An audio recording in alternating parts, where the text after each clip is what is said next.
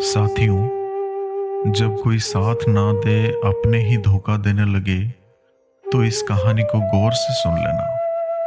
कोई दिल दुखाए तो शांत रहे, क्योंकि जिन्हें हम जवाब नहीं देते उन्हें भगवान जवाब देते हैं। भगवान के न्याय में देर लग सकती है, मगर न्याय पूरी तरह होता है।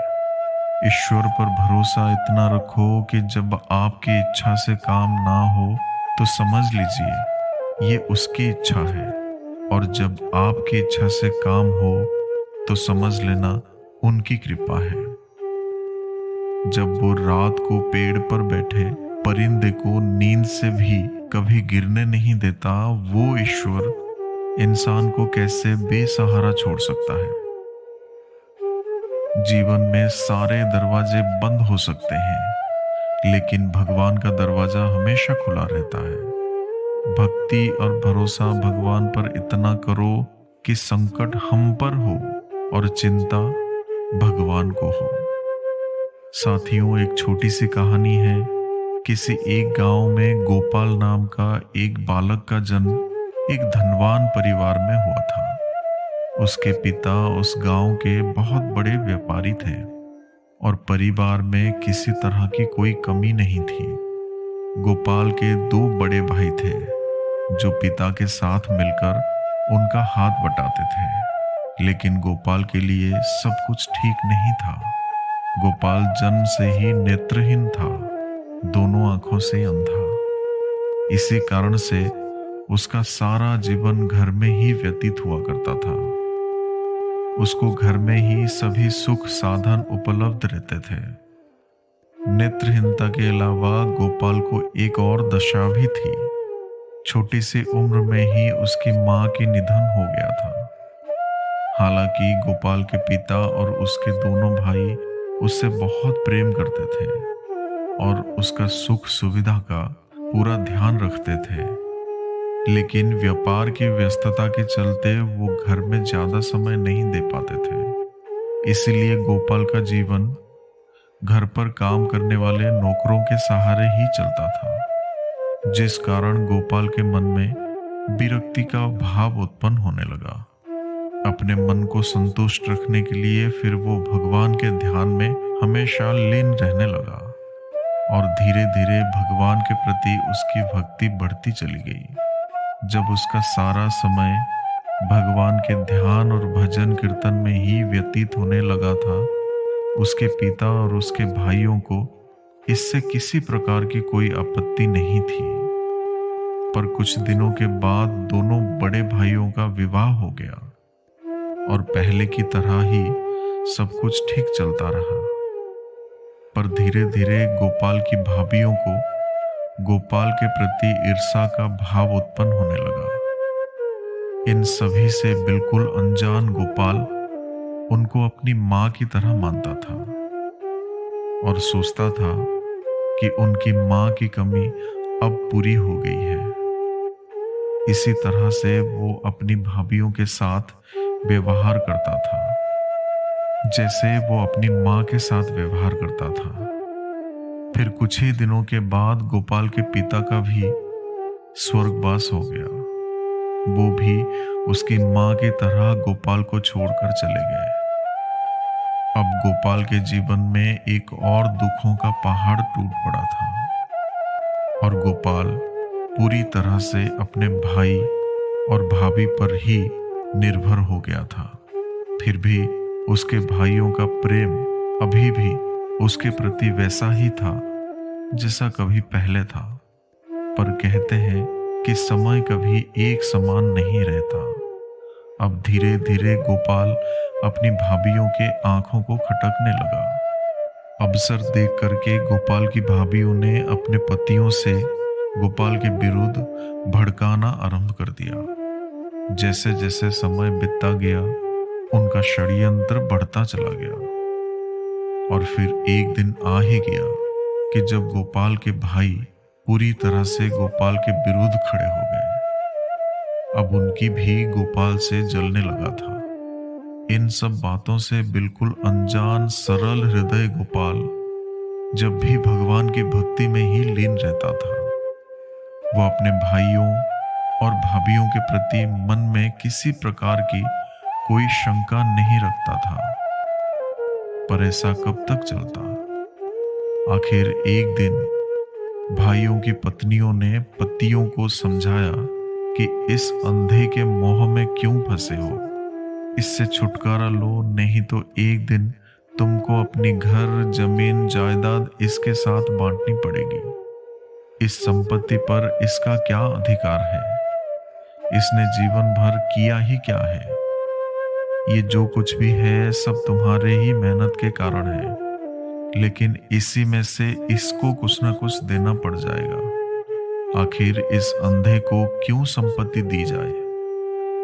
आखिरकार भाइयों के मन में कपट बस गया और वो भी अपनी अपनी बीवियों के बहकावे में आ गए। और एक दिन सबने मिलकर गोपाल से कहा कि अब तुम्हारा बोझ हम और अधिक समय तक नहीं उठा सकते, इसलिए हम तुम्हारे रहने और खाने का प्रबंध दूसरी जगह कर देते हैं। अब तुम वहीं रहा करो, तुमको समय पर खाना, कपड़ा और जो भी सुविधा, आवश्यक सामग्री है वो सब कुछ मिलती रहेगी। तुमको किसी प्रकार का कोई कष्ट नहीं होने देंगे। अब गोपाल ने अपने भाइयों के मुख से इस प्रकार की बात को सुनकर गोपाल बिल्कुल अचंभित हो गया और उसकी आंखों से झरझर आंसू बहने लगे। वो फूट फूट कर रोने लगा। उसे समझ नहीं आ रहा था कि जिन भाइयों ने उसे आज तक जान से भी ज्यादा प्यार दिया, उसकी इतनी सेवा की, और आज ऐसा क्या हो गया कि उसको घर से बाहर निकाल रहे हैं। आज उसे अपनी माँ और पिता बहुत याद आ रहे थे।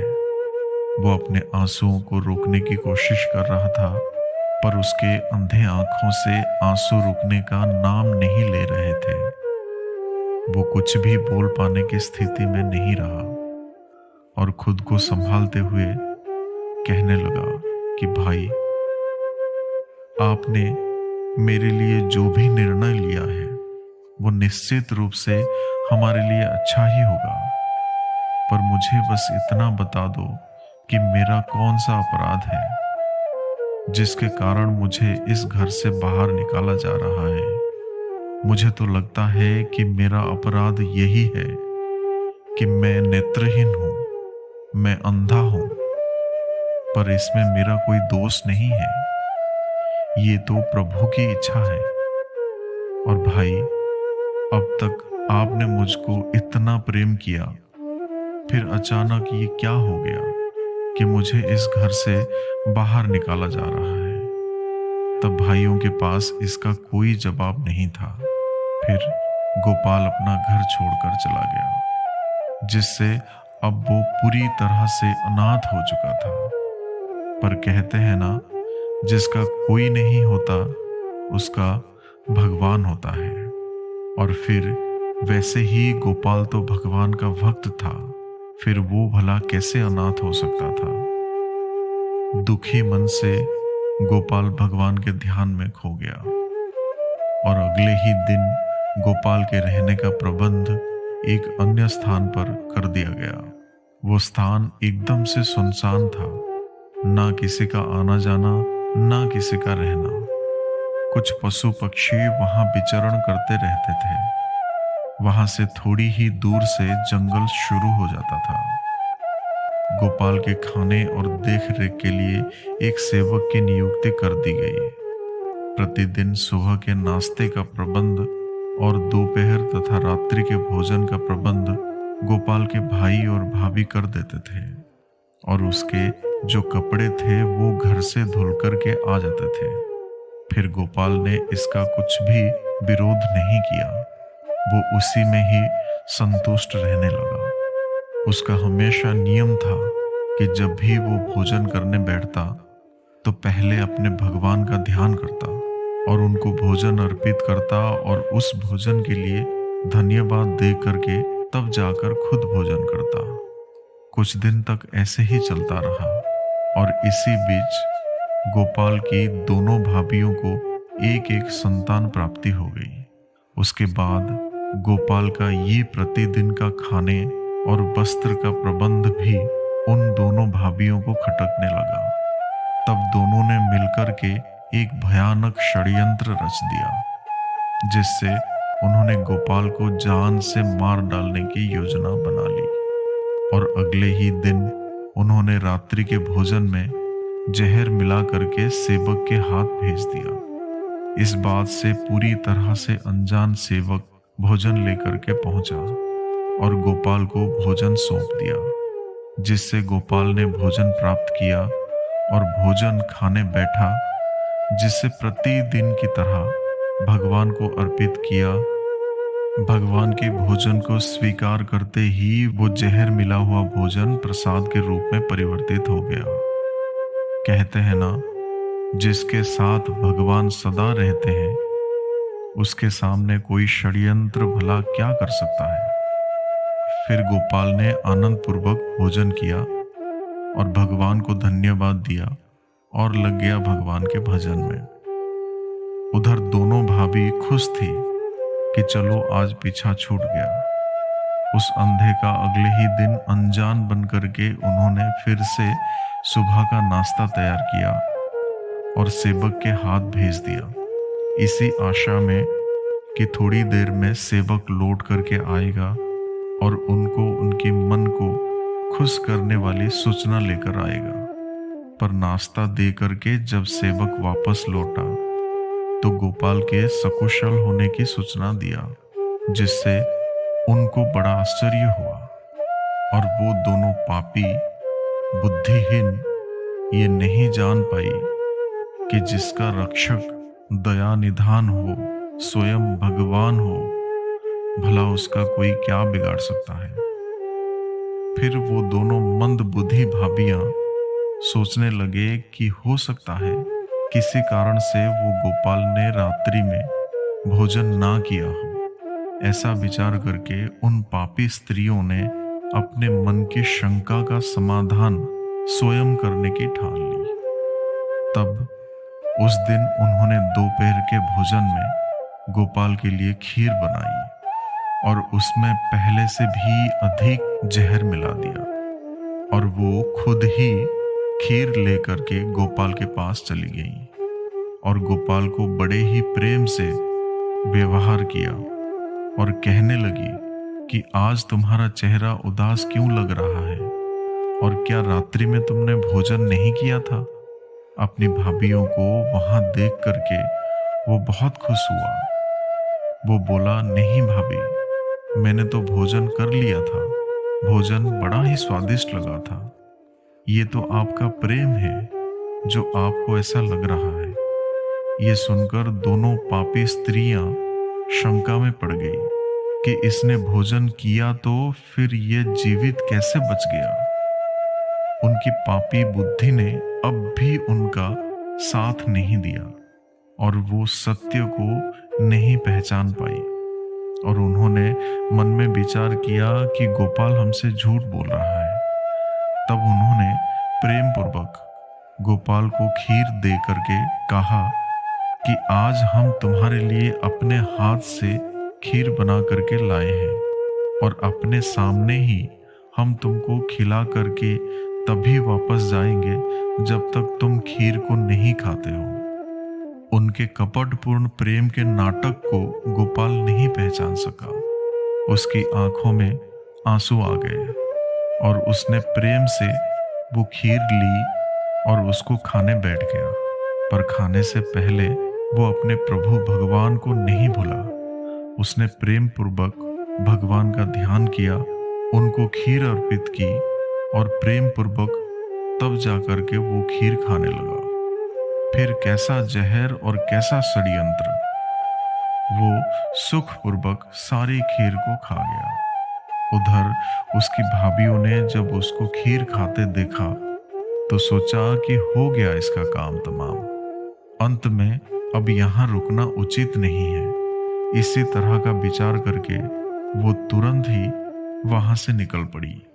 खीर खाने के बाद गोपाल ने भाभी को धन्यवाद दिया, पर वहां होती तभी तो धन्यवाद करता।